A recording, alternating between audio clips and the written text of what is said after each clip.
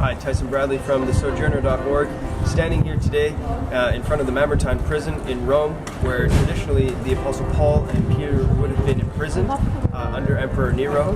And literally feet from here is where Paul would have appealed to Caesar or Nero to try and save his life, and obviously that didn't go through. And so we're going to take a look inside the prison. It's reassuring to know that there are still some guards standing outside here today.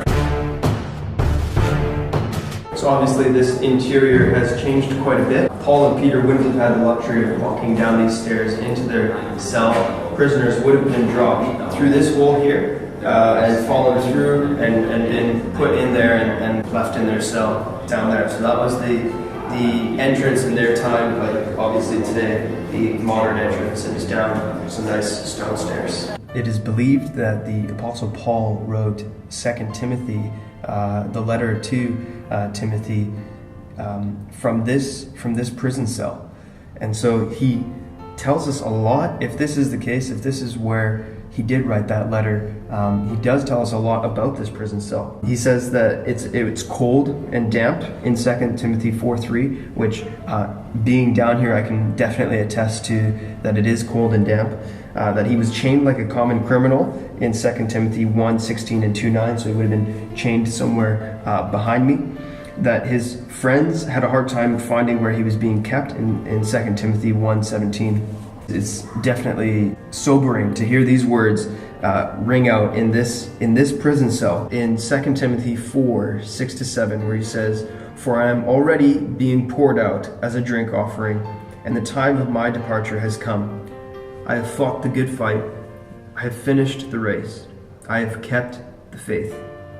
Henceforth there is laid up for me the crown of righteousness, which the Lord, the righteous judge, will award to me on that day, and not only to me, but also to all who have loved his appearing." It's very sobering. Paul was sitting in this prison cell, and he knew that the end was near, as he was in this cold, damp area that was dark as it is today. He knew that his life was being poured out, that he had done all that he could do for Christ, that he had given his very best for Jesus, and that he had finished the race, as it were. He had fought the good fight of faith that he implores us to do. It's also believed that the Apostle Peter was imprisoned in this same cell as well. According to Catholic tradition, there was a spring which miraculously sprung up underneath the prison and started to flood the prison so that Peter could baptize his jailers Processius and Martinius in this cell. So whether there's evidence that this spring miraculously kind of sprung up, I'm not sure, but there is today. You can see there is a hole where there is water that would make it very uncomfortable if this was to start flooding. Today I'm standing on the pathway which leads to the area where the Apostle Paul was beheaded under Emperor Nero. The reason I'm standing out here and not inside the church is because they're very stern with who they allow in there, and especially because it's Sunday, they're not going to let any visitors go in there to take photos or videos or anything like that. The church behind me dates back to the 16th century, but the church originally would have been around 5th century. And inside the church there is a pillar which holds the spot where Paul was beheaded. Now Paul would have been beheaded rather than crucified because he was a Roman citizen. According to Catholic superstitions, when Paul was beheaded, his head bounced 3 times, and allegedly 3 springs sprung up in those places where Paul's head bounced. So when you go inside the church, you can see that there are 3 springs there, but whether that was a result of his head bouncing, I'm not sure.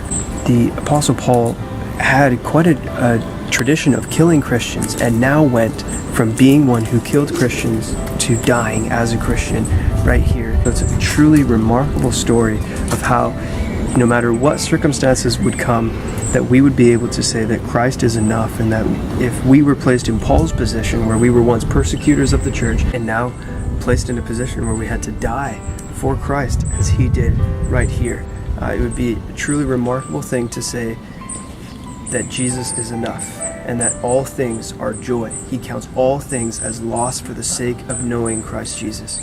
So it's amazing to stand here and see that this is the church which is housed over top of where the Apostle Paul lost his head and his life for Christ.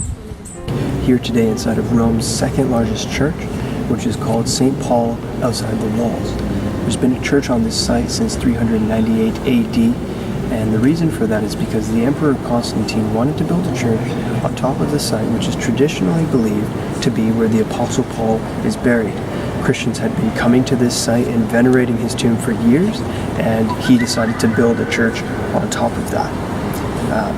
The Apostle Paul wouldn't have been allowed to have been buried inside the walls of ancient Rome, and that's why it's called St. Paul outside the wall, because he was buried outside of ancient Rome.